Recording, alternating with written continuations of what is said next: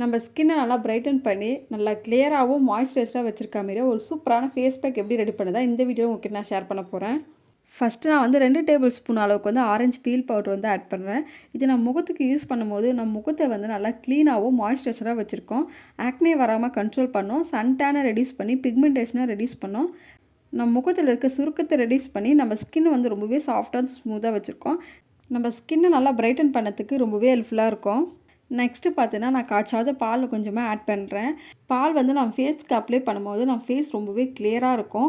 Open போர்ஸை வந்து நல்லா Titan பண்ணி நம்ம முகத்தில் இருக்க டெட் ஸ்கின் செல்லை ரிமூவ் பண்ணத்துக்கும் நம்ம ஸ்கின்னை வந்து நல்லா பிரைட்டன் பண்ணத்துக்கும் ரொம்பவே ஹெல்ப்ஃபுல்லாக இருக்கும். நம்ம ஸ்கின்னை ரொம்பவே சாஃப்ட் அண்ட் ஸ்மூத்தாக வச்சுருக்கோம். இப்போ இந்த 2 இன்க்ரீடியன்ஸும் நம்ம நல்லா மிக்ஸ் பண்ணிக்கலாம். மிக்ஸ் பண்ணிவிட்டு இதை வந்து உங்கள் ஃபேஸில் அப்ளை பண்ணதுக்கு முன்னாடி ஃபஸ்ட்டு உங்கள் ஃபேஸ் நல்லா க்ளீனாக வாஷ் பண்ணிடுங்க. இந்த ஃபேஸ் பேக்கை உங்கள் ஃபேஸ் அண்ட் நெக் ஃபுல்லாக அப்ளை பண்ணிவிட்டு ஒரு 15 மினிட்ஸ் அப்படியே விட்டுருங்க. 15 மினிட்ஸ் கழித்து நார்மல் தண்ணி வச்சு வாஷ் பண்ணி எடுத்தால் போதும். உங்கள் ஃபேஸ் இன்ஸ்டண்ட்டாகவே நல்லா பிரைட்டாக இருக்கும்.